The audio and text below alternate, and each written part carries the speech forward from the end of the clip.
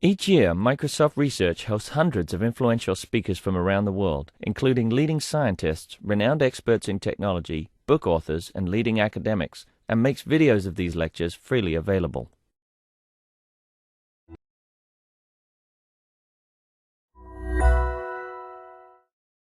All right, so thank you all for coming out today on such a, shall I say, an interesting weather week. And I appreciate your accommodating the shift in schedule so we could get Gene in this morning to lecture. So I'm very pleased to welcome Professor Gene Camp of the University of Indiana here to MSR to speak as part of the series. Gene and I have known each other for, well... Let's go with a frightening number. Yeah, a long time. Certainly before I gave the infamous talk on trusted computing at MIT. To Stallman and crowd. And she graduated in '96 from the Engineering Public Policy program at Carnegie Mellon, then was faculty at the Kennedy School of Government at Harvard for a year, went to Indiana, and then in 2010 took the year off to be, she was selected as a fellow of the IEEE USA Congressional Fellows Program, and she actually spent a year on Capitol Hill doing public policy work in the office of Etheridge, Representative Etheridge, who was from North Carolina, where you're from, correct? Yep. Okay. And so she got quite a different perspective than we normally do on the way policy gets made. And so, without any further ado, please welcome Gene Camp. Thanks. Thank you for coming out. This is my second snowpocalypse because I was in D.C. when they got 1.5 feet of snow, and all the flights out were canceled after 4 o'clock, and I was on the 359. So this is obviously not a crypto talk. This is a talk about making trusted computing trustworthy. How do you design systems that engage individuals to make the best risk decision for themselves? And I work a lot with mental models of risk, and I want to say that the mental model of the designers really matters. That you can think about maybe a brain surgeon, not a stupid user, a brain surgeon who's going to go into surgery, and you don't want them to mess with the security. You don't want them to use any cycles on the security. And think of them as unique individuals, not as a group that has statistical characteristics, but as individuals. We can't solve the network problem without solving the individual user problem. So I'm going to start with a discussion of security decisions as risk communication, talk a little bit about risk perception. I'm explicitly talking about express preference. Sometimes in the industry we work with revealed preference. Revealed preference means people do exactly what they want to do and they are fully informed. So you just observe their behaviors and then you know what they want to do. Express preference means sometimes people are not fully informed, and so you have to ask them what it is they actually wanted to do. And then I'm going to go through 2 very high-level examples of a couple of systems we've built and do some incremental examples about risk warnings that we have used in the industry. And I want to say one more thing. This is about participants who engage in risk decisions, right? You've got to start thinking about communicating to individuals who are in their own unique context, of which you can only detect partially, but you can partially detect. A human being brings to the risk decision their own willingness, their own risk posture, and their own context. And the mental model of designers matter. And I'm sure we've all heard, there's only the 2 industries that talk about users who use their products. Every other industry is focused on customers and participants. And the fundamental assumption that we make, because classical economics tells us, and agent-based models work perfectly with this, and it's what computers do, and we like computers, people do not engage in the calculus of risk, right? I mean, how many of us have seen there are a million X trust and everything else where you say, I trust you 7.5%, right? Individuals do not do that.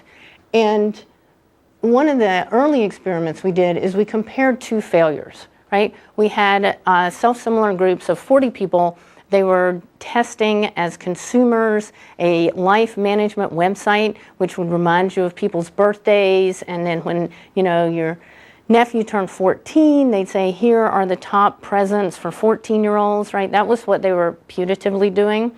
And then half the group saw a pop-up and a change in privacy policy. Half the group saw a pop-up of John Q. Wilson's data, complete data of this made-up person, John Q. Wilson. They responded much more strongly to the privacy policy, even though this showed that they couldn't keep your information private if they wanted to, right?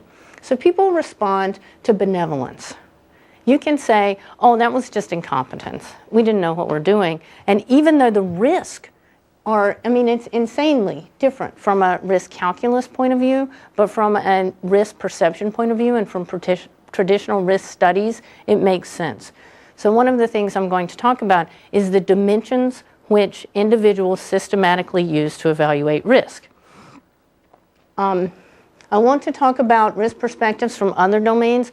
These are all physical risk. So they're going to be different in the virtual world because there's no fear of physical harm, right? Unless you're genuinely afraid your computer is going to burst into flames, you're not worried about physical harm. And we think a lot about mental models because that's how individuals understand things. I don't know how many times I've heard somebody in CS talk about some medical problem they have, and they say, well, it's like the processor is doing this, because you bring the model that you want. And if we can solve the model for the individual, for the self-similar individual, and use the fact that people are not random, but they repeat the same behaviors over and over, and as well as trying to solve the problem for the network, we'll have complementary solutions. Now, shockingly enough, despite decades of highly consistent security training that just teaches individuals exactly what to do in a computer security context, we're still having problems, right? How could that be? And one solution is usable security, right? We want security to be usable. And I got to say, I'm actually chairing a conference on usable security, so this is mildly hypocritical. But usability is for when you want to do something, right? I want to draw this circle. I want to get this piece of software installed. Nobody wants to do risk mitigation, right? How many people say, I'm going for a drive, oh my God, I get to wear my seatbelt. Yay! So people want to subvert and minimize or ignore security, right?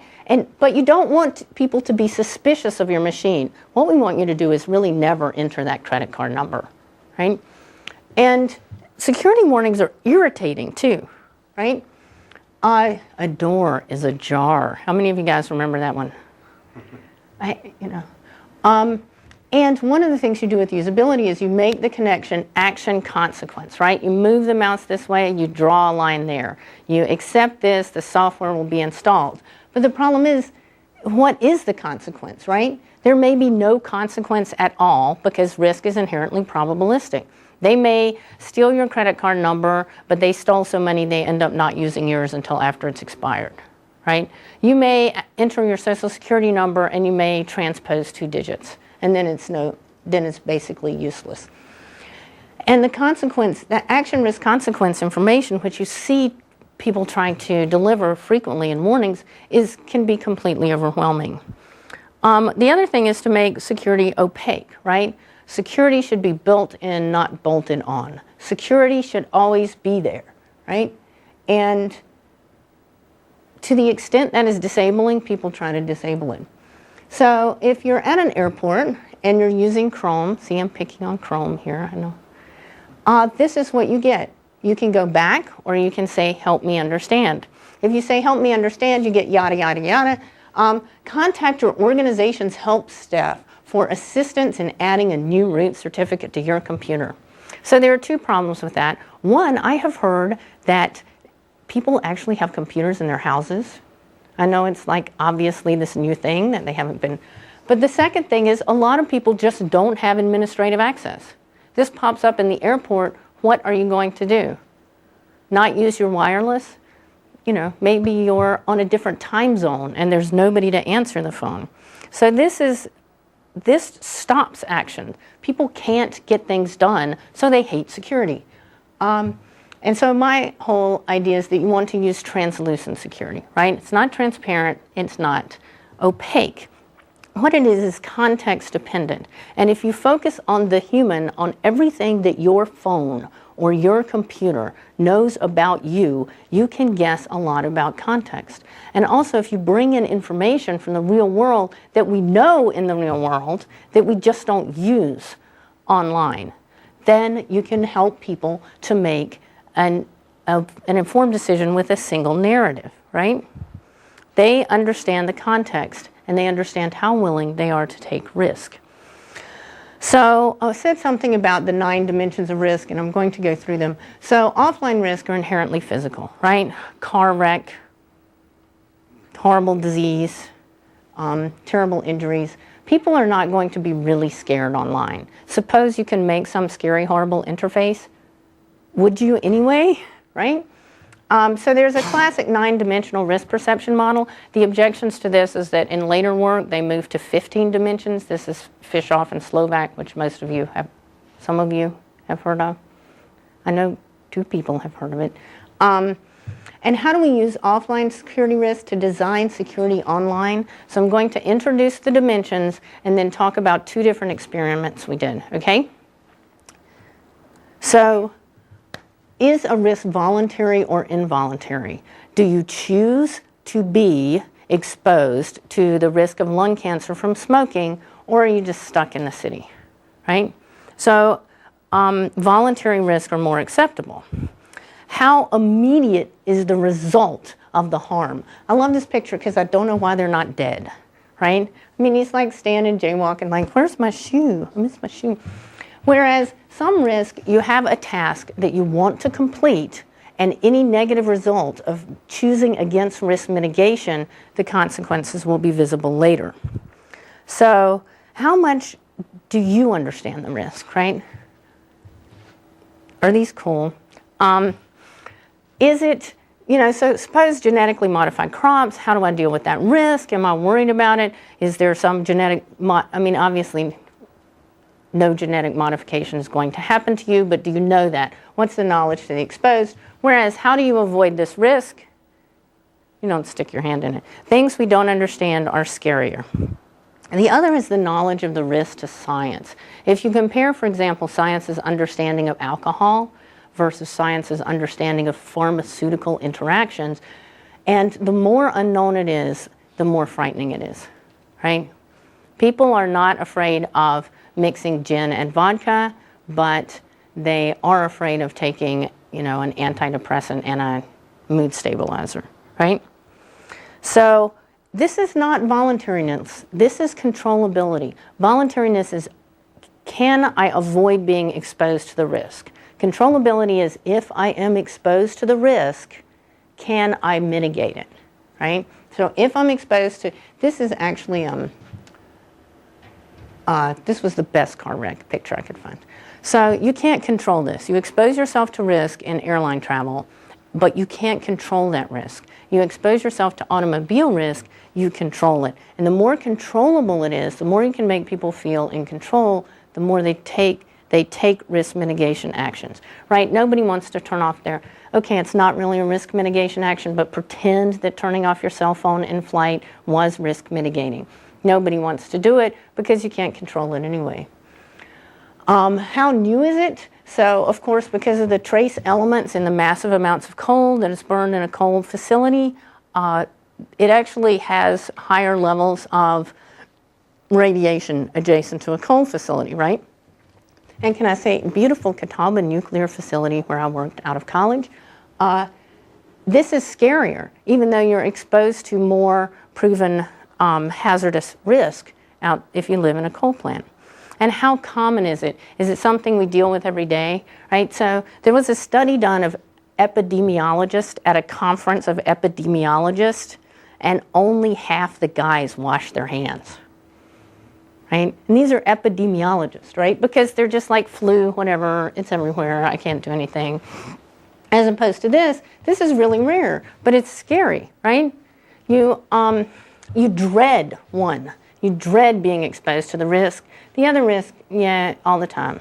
So I had to put that up there. Chronic and catastrophic, I'm not going to dignify that with an explanation, but so many more people have died in car wrecks. But it's everywhere. It's like it's similar to common and dread, except for the outcome is not dreadful.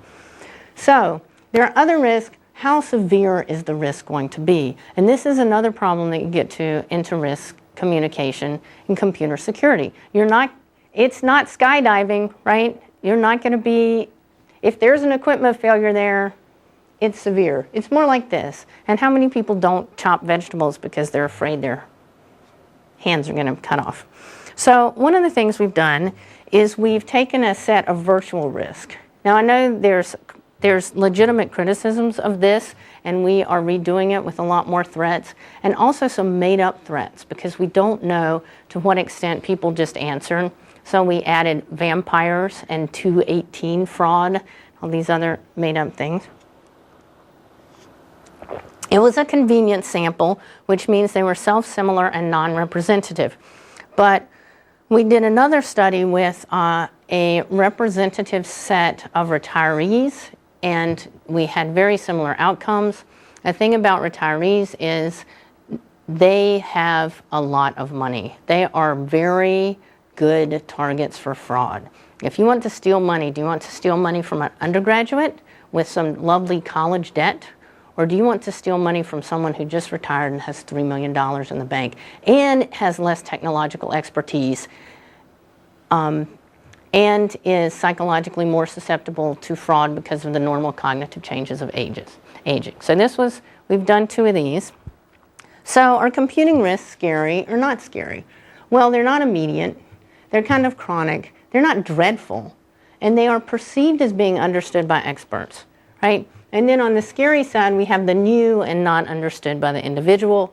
The thing that dominated is severity. If you think it's a worse threat, the worse you think the threat is, the more you'll respond. If it's voluntary or uncontrollable, but people had very different assumptions about whether it was uncontrollable or not. And what we did is we did a cluster analysis, which is how people's answers were self-similar, how they were grouped. And instead of severity, we broke it into 4 categories based on distance, and we found temporal impact hugely dominated. There was nothing else that came close. And so we want to make risk appear immediate, which means you've got to make your warnings not only context dependent, but timely, right? Not at the airport when you're trying to connect to, what is that horrible airport provider? It's Boingo or something. So, and we're never going to make it scary. Severity is just not an issue. This is not scary, right? Maybe to Richard Stallman, but to the rest of us, we are hardwired not to be scared of that. We are hardwired to be scared of some things. A computer is not one of them. We are never going to scare people. I warned you at the beginning. So computing won't be scary. So mitigation has to be really easy. You have to really walk people through this. And sometimes mitigation is really easy. Don't enter your password. Yay. But patch your machine is a little bit harder. Risk information can also be unpleasant, right? When you're doing something in your car and it goes beep, beep, beep, and you can't make it stop. You don't want your computer to have that experience. And so we're arguing and have designed for systems that are timely and targeted, personalized, and also actionable. Actionable is something that computer scientists forget. And people do try, right? So this is Rick Wash. The rest of it is my stuff. Rick Wash did this amazing study of, he went and he asked people their mental models of security, and then he asked them, what do you do? And he found, if it's eavesdropping, this is actually from a ubiquitous computing study. If you're worried about your information leaking, you have to put your screen in the right place, right? And after that, you go bury a live chicken at midnight facing east, right? Because it's about the same thing. If you think they just go after the big fish, you don't have to do anything because you're not a big fish. It's like, who's targeting me? I'm not worried about the CIA killing me right now. I'm just not that important. That's the mental model. Under no mental model did anyone patch, right? There was no folk model that said, I need to patch my machine.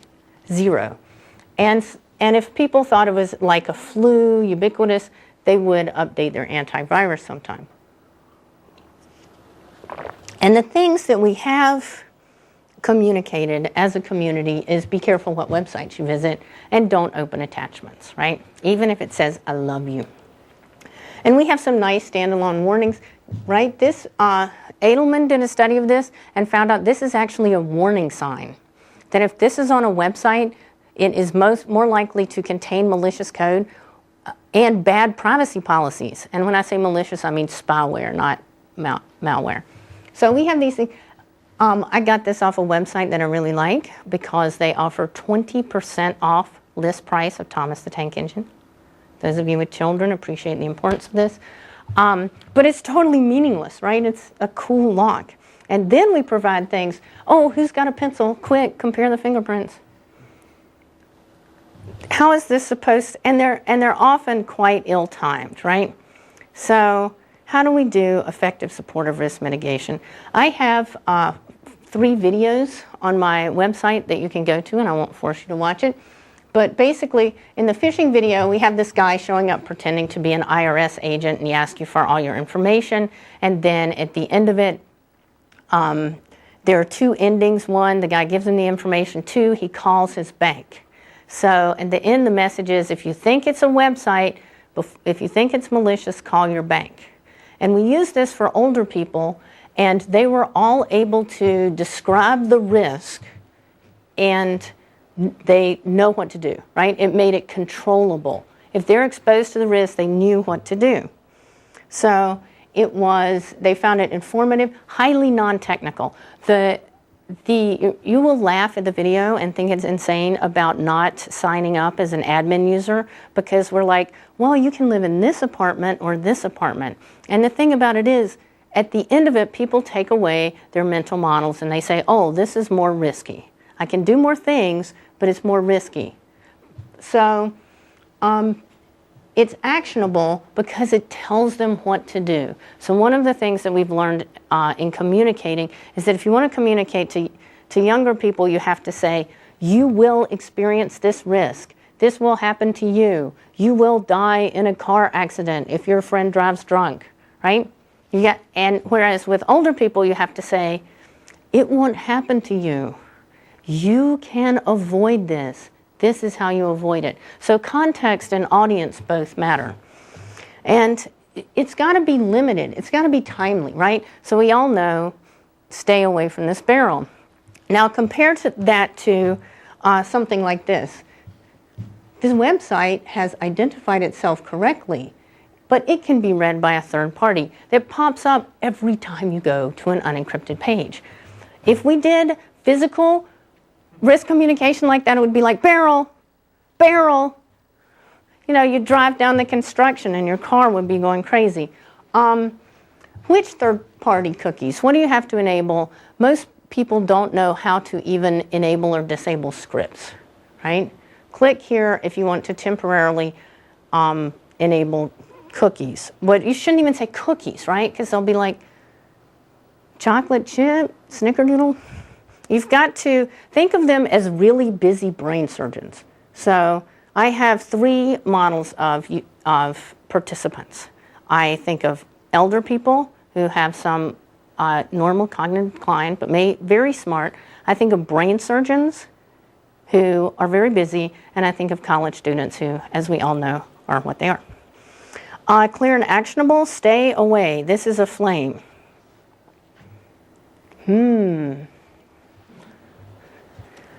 This is, I was so pleased when this popped up. I was like, oh, I'm so doing a screen grab. It wiped out everything it took out control of my whole screen and said, okay, you can install our software, or you can install our software, right? Most people are not going to know how to stop a process, but we can see that. So here we have the IEEE, which is a great organization of which you all should be members, and which, incidentally, but this is VeriSign. Pretty much, you accept it, or you don't buy anything on the web. Or this is on 4 websites. It's the Elbonian Secret Police. You can accept it or not. Or, and these are all things that this pop-up is telling you, but it's not telling anyone in any actionable way. The computer knows what the risk is, but we're not going to tell anyone else because they're just users. They're not participating with us. We're not talking to them. Or this one, this website is a day old. It is more likely than others to be dangerous. Don't go, or don't enter information, and don't download anything, right? It's only a day old. How many fake antiviruses? There was a huge antivirus installation on the Hill when I was there because there was this banner that popped up on the Washington Post. You guys remember this? And the first thing you do if you work in DC is you open the Washington Post to see what's there. And it said, your computer is infected, download this now. It was incredibly successful. It was also had a certificate that was 1 day old, right? So how do we tell people what to do? You can leave, you can stay, good luck, right? I mean, but the thing is, when this thing pops up, you know why this page was blocked. And here's some great risk language. Some pages intentionally distribute harmful software, but many are compromised without the knowledge or permission of their owners. Now, how helpful is that, right? It might not be their fault. That's probably their lawyers. Yeah, well, I think that that's a very good point because almost all risk communication has not been engaged in assisting individuals, in participating with individuals to mitigate risk. It has been engaged in shifting liability to the user, right? But we could do better than that. We don't have to think of them as, liability-eating users. So I 100% agree that that's the goal, or that's what a lot of stuff does. But how can it be otherwise? I mean, because in a lot of warning situations, right, we can give, if we know, if there's 3 cases. Something is known good with no wiggle room. Something is known bad with no wiggle room, or it's gray. If it's bad, we just pull the plug and, pull the connection, right? If we're really so sure that we're willing to go all the way to the Supreme Court to say, no, this is bad and I blocked it for good reason, there's no case that I'll be found wrong. If it's good, I just leave you alone. Everything we have to message to a user is really a shade of gray. We don't know that Yes, it's but good. we know don't what that shade it's of bad, gray it right? is. You know that it might be phishing, so you can say if But you a lot of the time we're wrong. or you can say don't accept downloads, Right. or When Google creates disable all Chrome.com, plugins. which is not Google.com, but they create when they create a new browser. And the first day it's up, Microsoft tells no one you should download anything from Chrome.com. You don't think our lawyers should be concerned that some companies might... They did not create it the day before they started distributing it. They put a considerable amount of design thought, and their certificate was not a day old. But false positives happen, right? I mean, They do, and that's why you can't do what Chrome did, right? Which is good luck connecting to the airport wireless. You've got to tell people, here's what risk we think you're taking, and here's what you can do to mitigate it, right? And, oh, by the way, we told you to disable plugins. Your plugins are still on. You're accepting risk. So go for it. Are you Yeah. familiar with our smart screen application reputation and URL reputation No. that's in IE9? So I think this is actually a huge success story for warnings in that we actually, it used to be in the bad old days, right, that you get warnings for almost any site that had a self-serve or any download where you would say, hey, downloads might be harmful. Yeah, that's the barrel. The happier news story is that we actually collect reputation on downloads all across that IE users are downloading all across the internet.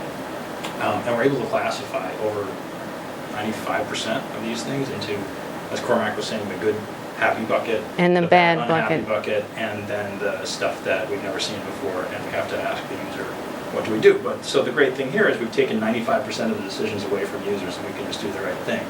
There's always going to be that stuff in the middle where it's brand new and So, legit, it might not be legit. Let me hear David's, and then I'm going to talk about how to do that 5%. and when I talk about the two systems. Great. I just want to briefly comment that the early site advisor work, right before they got acquired by McAfee, they actually did expose this. But they exposed it in a difficult to comprehend way. I'm not Like who cares what phishing is? First of all, it's a stupid word, right? I mean, it's just we're going to tell you all about this risk and we're going to name it phishing. Well, they thought about naming, cancer, throat wobbler, mangrove, but they decided that it wasn't optimal. So I want to talk to you about that 5%, which is the hard 5% because it's a race, right? You are racing to figure out if it is good or bad. And as long as they can get ahead of you, there is a nice window where they can commit crimes, right? So what is it, 7 days? Clayton and Moore said 7 days on average before major phishing sites are taken down. Malware sites are a little slower because a phishing site has a target, right? Bank of America, once it's taken down, it gets taken down. Whereas malware, that's just everybody. And some truly horrific sites may be up for months. Okay, this is a nice, I like Google. I'm not like anti-Google.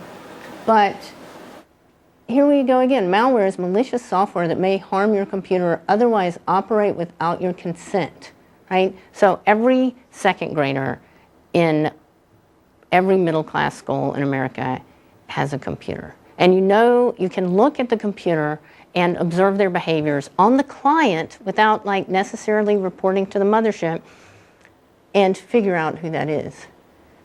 Or you can just say, look, don't visit. How can I visit safely?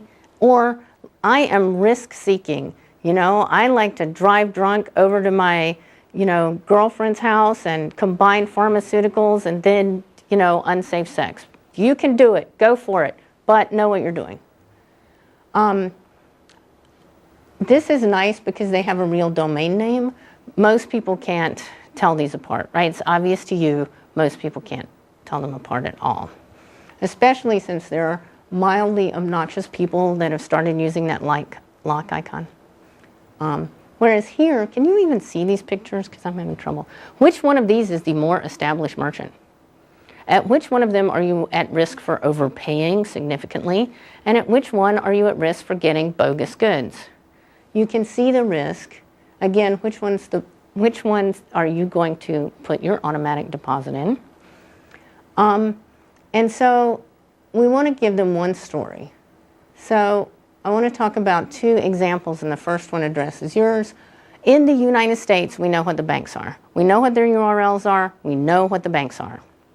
And we know what they are because we can ask the FDIC, which has an ever-decreasing available database of the number of URLs, and it's decreasing because of bank concentration.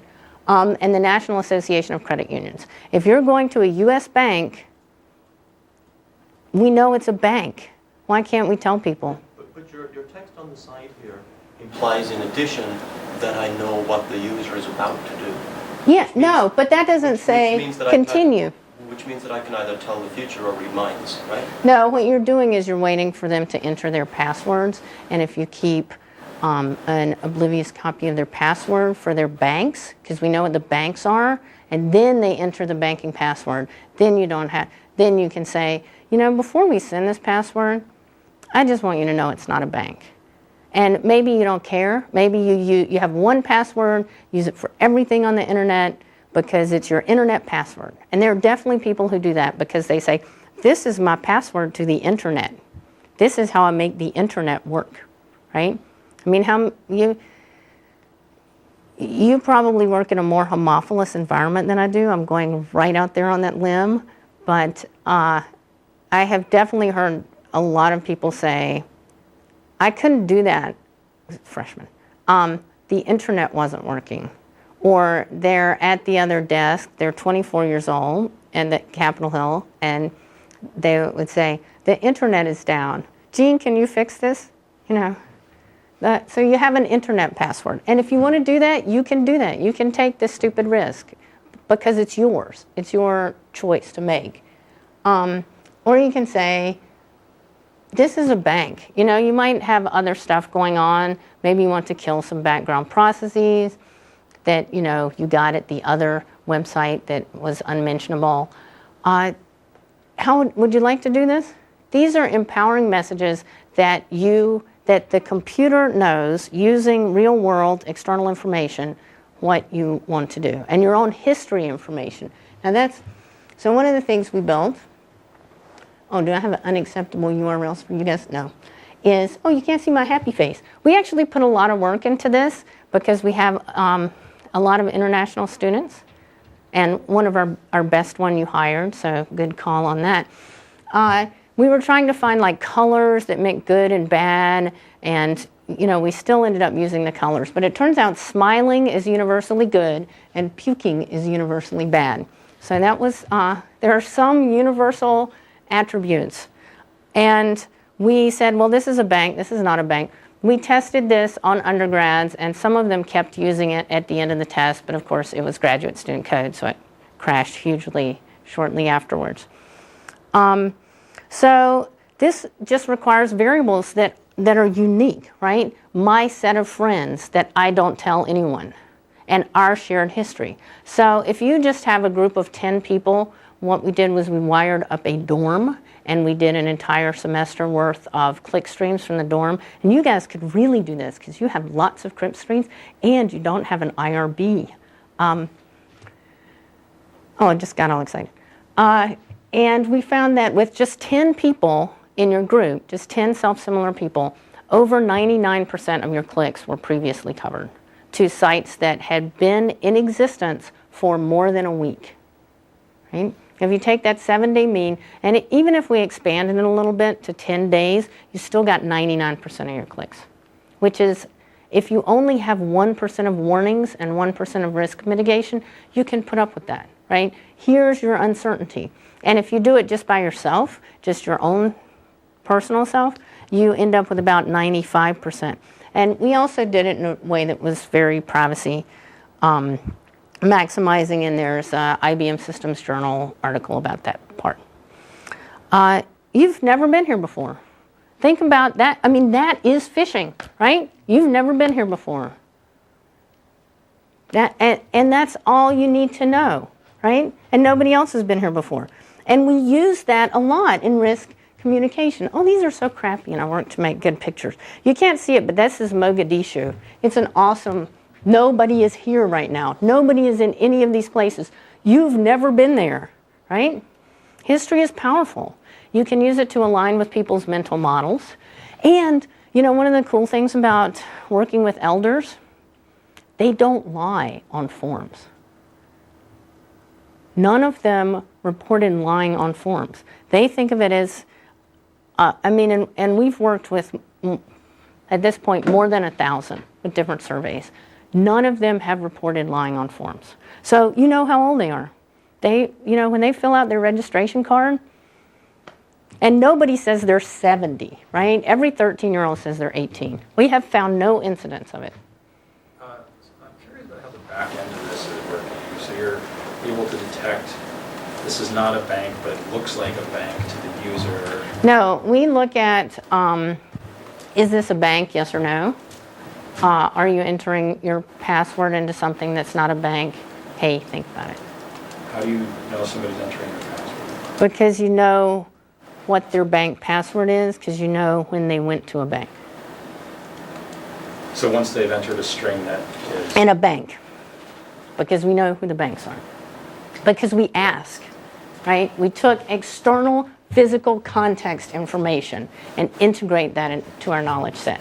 Otherwise, we just know if you or your friends have visited it before. So the first time I visit a site that you identify as a bank, you effectively say the hash or something off of the text input login screen or something. Yes, just enough to detect it. And then if I go someplace and I enter that same text something hash that matches, way, yeah. Then you say, well, wait, is he entering something that now that the site that was not? Yeah. And then we say... I don't think this is going to work because the site can just use JavaScript to send each character up. So by the time you've typed your whole bank password and it's been detected, the site's already got it. So how much do we want to Yeah, but we can hack around that too, right? We could keep it locally. We can. No. I mean, there's Could we too do many that? social engineering things you can do. But the question is, what is your overhead? During this login, you need to enter a star between each letter. That's going to be harder to get people to do. That's just physically difficult. I mean, I'm not, so the difference between this solution and the solutions you're looking for in this group, and that's one of the reasons I wanted to come here, that and because I knew there was going to be a blizzard, and I really like natural disaster. Been in every kind of natural disaster except a tsunami, and I have a theory that there are places that should pay me not to go there. How was the motel in SeaTac, by the way? It's a cruel question. I'm sorry. Yeah, it was beautiful. Sorry, dude. This was the one across the street. Air travel. Probably the best time. They closed the airport right after we landed, so like the last. But Gina, another example, if I'm trying to social engineer around. No, let me answer you. Keyboard. Yeah, you can do that. We've just upgraded our security features. You'll now be typing your password using your on-screen keyboard so that keyloggers can't capture your password. So you can come up with a lot of examples, and I have basically 3 answers for that. One, you're looking for something that's perfectly cryptographically secure, right? We're changing the race conditions. So they have to come up with one new social engineering mechanism, and then we have to detect it. And then it's detected across all the sites. Right now, it's a game that you cannot win, no matter how simple it is, because they have a time period when they're uncertain.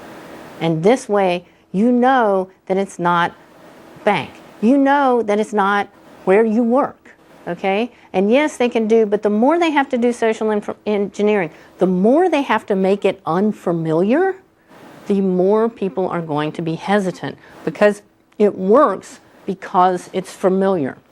And the more people, if you can just get them, like we got the elders, we have communicated 2 things as a community. Don't download attachments, but usually it's don't download attachments from people you don't know, 1. And then don't visit weird websites, right? But we all do that. So if we can communicate, the only thing you have to communicate to make this work is, if you're not certain, call your bank.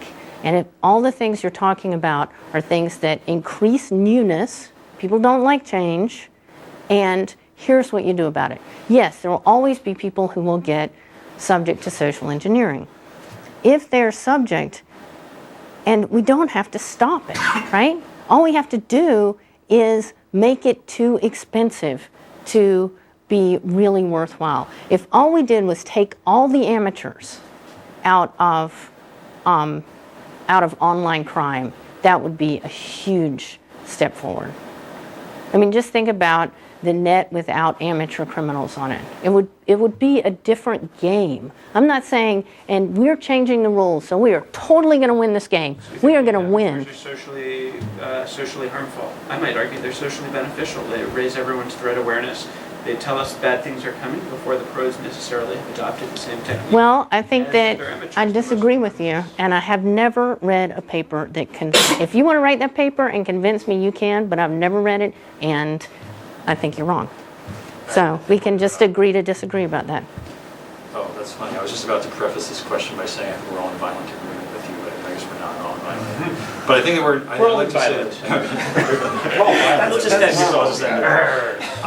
flip over a few chairs. I think we're all in agreement. I really like the talk because it's about what I think most of us in this room talk to the rest of Microsoft about in terms of improving user interfaces and warnings. Do you really have somebody here whose background is in usability or psychology of risk? Everybody here? My background's not in psychology and risk. It's debatable, but anyway, okay. The hard thing I think about what you're proposing, though, is the back-end stuff, the detection of what's efficient. Oh yeah, it's hard, and that's why I'm trying to say, here's an example of how this is how we looked at a person and said, you're not a user, you're a participant with your own unique behaviors, your own unique community, and we can use that, right? We don't really use that now.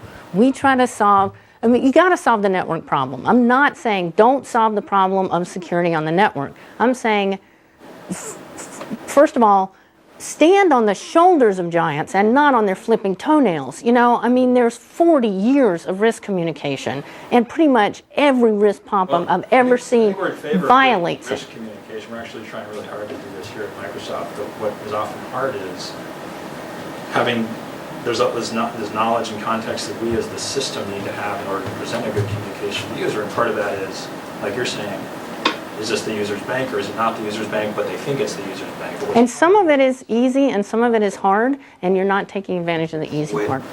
I don't agree with that. So I think one thing might be helpful is to think about what's a 316 list of things that you need for context. You have a few of them up here, like social networks. But another thing might be if we could know from your phone if you've walked into the physical branch of a bank. And if we had that list, then we could go through the company and knock it down to like, well, Windows Phone needs to have this.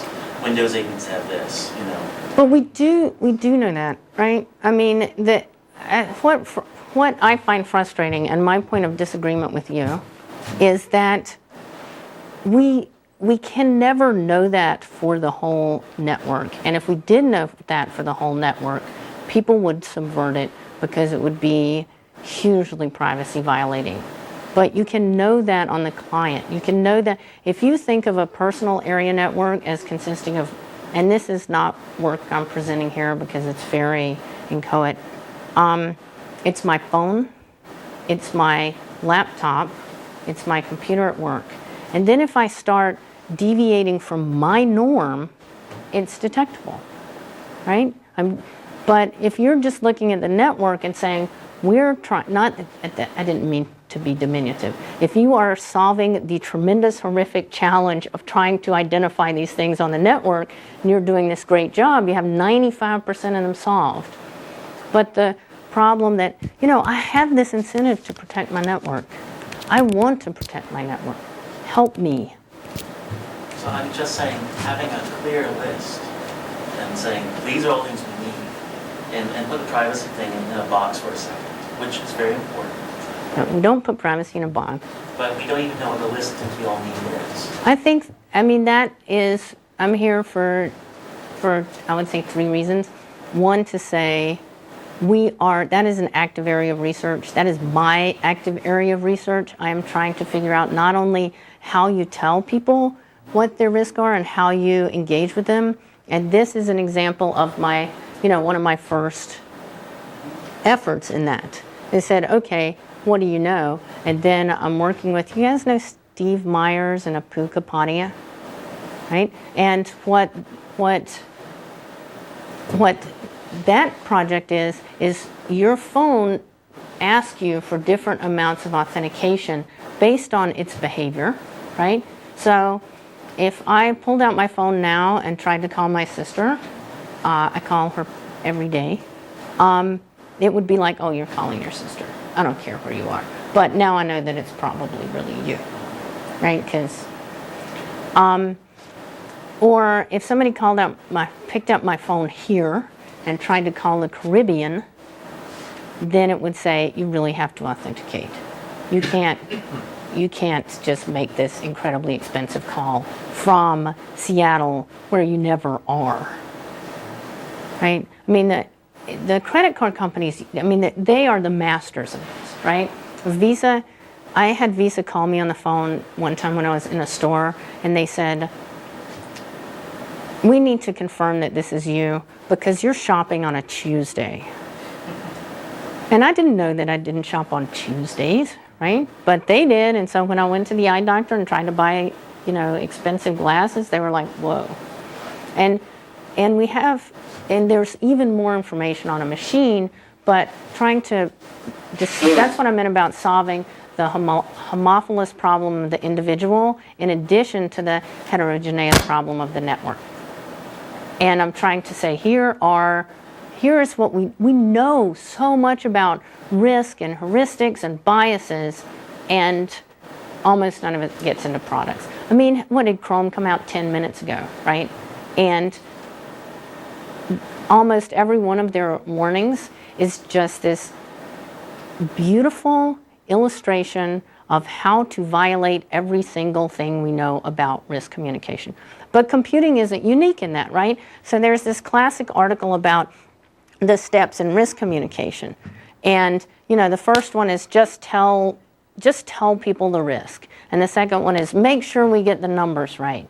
And it goes all the way down to the seventh one, which is what I'm trying to say is not easy, but we are doing it. Engage the individuals as full participants in the risk communication. If you want to see a truly epic fail in risk communication, you should see some of the briefings that people gave communities about nuclear power plants.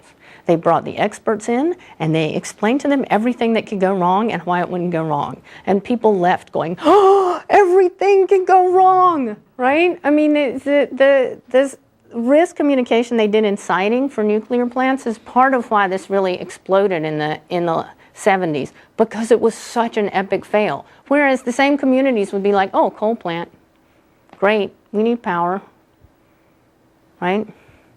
They're clean. They're not like nuclear energy, which is dangerous. And so, like I said, you know, there's the big risk analysis conference. There's a huge amount on this about how to do it, and we're mostly not using it. So, and like I said, so we talked about this, those that have been previous, not been, or those that are recent. We used the site advisor to say this is a bad site, and we looked at why it had been reported, and we said, this is a bad site, do you really want to go? Yes, okay, we'll do this. Is your risk mitigation option? Go, you know? You go there. And then we tested it with elders, and it was kind of funny, because they were like, toolbar, kill the toolbar. It's so tiny, I can't read it. The undergraduates like the toolbar. So this is about context, and this is why I talked about elders. We have never had an elder indicate that they would ever lie on a form on the internet, right? Yeah, it's a different. Teaching them that would be a good service. Teaching them to lie. Yeah, we have not engaged in that component of risk mitigation. And even boomers, right? Boomers are mostly, they consider it a, you know what I talked about, competence versus benevolence? They don't want to, you know, and you know, people consider computers humans. I'm sure you've all seen that if you have to evaluate a computer tutor on the same computer that the program was run versus a different computer, people will give them higher valuations on the computer than it was run on, because they don't want to hurt the computer's feelings. Right? I mean, that would be mean. But with the elders, do you know that they're not lying, or is it that they're reporting that they're not lying? We both have checked. Okay, so they report that they're not lying, but the way that they report they're not lying, whoa. So there's this thing called Mini University that brings older people in, and this is why I partnered with a gerontologist. I mean, if I have one message about how to go forward, is find somebody who's been doing this for, 20 years and partner with them. So one of the things I said is, well, you lie on forums on the internet. And this elder woman stood up and said, I am not a liar. I cannot believe you would impugn my integrity, right? And then I thought, I'm really glad that they don't have metal forks by the end of this discussion, because, I would not be here before you. And not only do they say they don't lie, in the focus groups that we've had. So what we started out with was we had a series of focus groups, about 8 to 10 people. We ended up with 80 focus groups, and so that was very open. And then we did a preliminary survey, and then we did a 1,000 people survey, right? But in every focus group, we have this very consistent finding: they don't lie. And I think that I am more ready to reject the hypothesis that they are lying, because they would all have to consistently lie about not lying, and they would have to lied in the initial class that I gave with vim and vigor, and all the focus group guys would have had to lie, and so. Yeah, just making No, it's a good point. Covering attitude about lying and lying on forums rather than actual lies. That there may be a difference between those. I think that it would be hard. I think it would be extremely hard for you to make a case for the hypothesis that they lie, given our 3 years of experience working with them. So, I mean, it's possible, but really, I would say it's highly unlikely. So anyway, they hated the toolbar, so we built this cool little cube that I adore that has little arrows that you can evaluate it yourself. And then it has 2 extreme points. One, it glows bright green if you're in a known bank, and then it gets really red and flashes if you're about to go to a malware site. And I will say that we did a very small group examination of this. We had 5 people, because they're hard to build and so on. One of them tried to keep it. Like, he was like, can I buy this? No, you can't buy it. It's not going to work next week when we stop having a graduate student sitting on the server. So that's, you know, shows you the up and down. It actually extends some type of familiar cat that sort of goes around and does Have you seen the bunnies? bunnies. Yeah, there's ambient bunnies, and there's all. And then the seal is fuzzy, and you can use it for. Yeah, we have a lot of. I mean, you can buy We have a lot of cool stuff in our lab, but you know what we don't have? An active surface. Now that would be really useful. The other thing, and this, we're just starting this, and I can send you the paper on this about risk at work. So when you look at the insider threat and you look at common insider threat training, a lot of it goes like this. You see that guy? He might be our enemy. I want you to watch him. Hey, you see that guy? I mean, a lot of it is really spy on the other employees, right? All of it is organizationally flawed. And it treats the predominant insider threat as the malicious insider threat, whereas how did Operation Buckshot Yankee happen, right? I mean, were those malicious insiders? No, there were guys in the Pentagon parking lot that said, oh, look, somebody dropped their USB.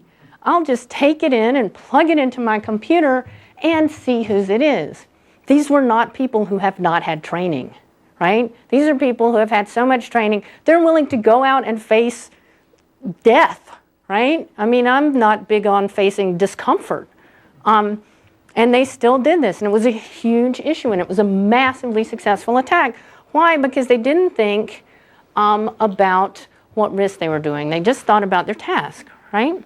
And so we have this mechanism where we want to inform employees, right? What is the organization's risk posture? We want to figure, we looked at a way of aligning incentives and identifying changes in risk behavior. Now this is where we use what I talked about, looking at how people suddenly change. So if you spend 6 months or a year as a risk-averse employee, and then all of a sudden you're just accessing everything, and something has changed. Either you have changed or your machine's ownership has changed. And you can't really solve that on the network, but you can solve it on the machine and encourage users and enable them to get the job done. So we're doing this with this risk budget. And the thing is, this is not a security metrics proposal, all right? So we can just, not a security metrics proposal. We are only trying to do order of magnitude risk. Now the reason we have these super low risk, about which we pretty much don't communicate anything or only communicate probabilistically to try to get them to kind of change their behavior. And the large risk is because right now you just get access. WikiLeaks, the guy who brought down Bearing Banks, the people at Johns Hopkins that stole the information of 10,000 people in 3 months, all of them would have been detected if you just had a little counter in there that said, yeah, this is normal. And we also have this peer comparison, right? Because sometimes it becomes normal. And if it becomes normal for everybody at once, okay, it's the Friday after Thanksgiving, and all of a sudden, all of your call operators are looking at 5,000 records instead of 12, right? You don't stop an entire class of employee because the odds of the whole class of employees suddenly becoming malicious. Did you see the Onion thing about the snowman march on Washington to prevent global warming? The same likelihood in the same. So we just say, are you really doing something different, are in orders of magnitude different. And that's where you get the real insider damage. Are you kind of systematically being risk-seeking, or are you being really risk-seeking? And the individual knows this is their job. That person can generally tell, usually tell, whether or not they're emailing something against policy to the CEO. I mean, they're obviously social engineering attacks, but they are very hard to do effectively at a massively parallel level, so you change the economics of the attack, right? Or if they're, emailing this totally cool file to their friend because it's hysterically funny, right? And the point is, when you can break the glass, but when you break the glass, it gets audited. And if you're really risk averse, you can say, you can break the glass, but we'll stop your action and then audit it to make sure it's okay, right? So you know when somebody's done something, it's detectable. So if you call my bank, Fifth Third Bank, they will say, instead of saying, please hold, they'll say, we have been the victim of a widespread phishing attack. Please stay on the line so that we can determine if you have been phished. We will pay for, this for all, but you can detect that at a company level. And the organization can set these really broad risk goals and then change them and at least have some idea about the level of risk they're experiencing. We do very simple budgets. We have them expire. So one of the early works on this with risk tokens is they never expired, right? I mean, you can work someplace for 6 months and you're a risk token billionaire. One of the punishments, that's really organizationally, look, Microsoft's not going to send you to Afghanistan if you screw this up. Oh, and incidentally, if you look at continuing violations of the USB policy in the military, I was the military legislative assistant for the district that had Fort Bragg, so I even learned like which songs belong to which branch. A lot about this. They're in Afghanistan, right? What are you going to do to them? You sent them to Afghanistan, right? I mean, yeah, they're going to violate your network policy. You have to come up with another way to deal with it. That is an area where this would be wildly inappropriate. You're being shot. Would you like to accept this risk budget? So that's an extreme context, but you need to put it in different contexts. As Angela Sass says, you do not want to make your currency traders into your auditing clerks, right? So you have to be careful about it. I know I'm running out of time. I probably have run out of time 20 minutes ago. Sorry. We did a really simple example of this, one that you said this is considered risky, one that said this cost you, 18 points, right? Which was like 20 cents, 18 cents in our experiment. And we just took self-similar subjects and did the experiment twice. Yes, it was statistically significant. And yes, I am using a chart to show statistical significance, so shoot me. I know it's wrong. This is how many risk-seeking actions were taken, even though the information was only slightly quantified. And, we had 20 subjects in each, but it was still quite significant statistically. These are per subjects, the risk budget. And this, look, you can easily detect who's risk-seeking and who's risk-averse. This is almost like we flipped it with this very simple change. One of the questions is, how much time does it take? Our regulatory friction was about 4.3 in this. And we made them look at every decision. So you don't want to implement something that is used by your employees and it takes 20% of their time, they'll disable it. So security behaviors embed trust and risk. That's not a new finding.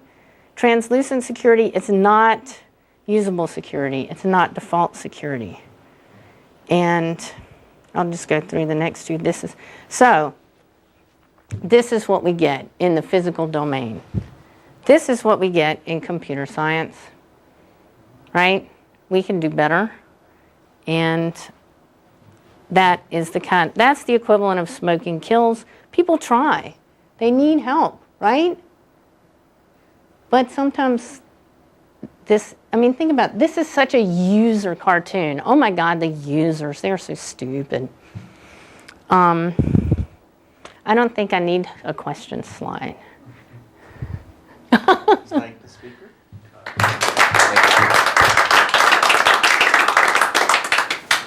A lot of the early part of the talk was about Epic fails. Yes.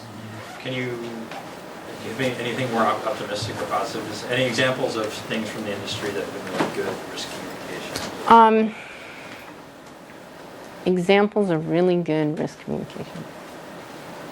In computing. Who's done it well? What's a good story? Can I get back to you on that? Yeah, sure. Okay. I can tell you that almost every industry has gone through this, right? The pharmaceuticals, power, cars, every health domain, like the early warnings, everybody knows, well, I don't know. We know, don't drink if you're pregnant, right? So they started out, they did exactly the same thing. This is fetal alcohol syndrome works like this. Drink only moderate amounts, right? But the people who really drink, they're like, oh, I cut down to a pint a day. I never, ever drink a fifth every day anymore. So then they got to the really simple, don't drink when you're pregnant.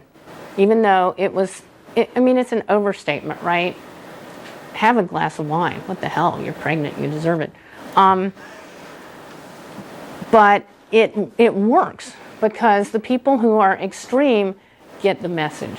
And I know I've been harsh to the industry on this, but in general, every other industry has done this. So it's not like computing is unique. So, ever the skeptic, would that argument applied tell you that the Just Say No campaign should have been a smashing success as drug policy? It's exactly the message you just gave, right? So I will say to you that it has been successful in a lot of ways. What was not successful was this is your brain on drugs. This is your brain on drugs with a side of bacon, right? Because, and what it's done is massive drug shifting.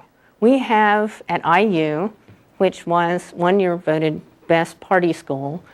You know what? I won't tell you any of the jokes we tell about undergraduates. That would be especially since we have such great graduates.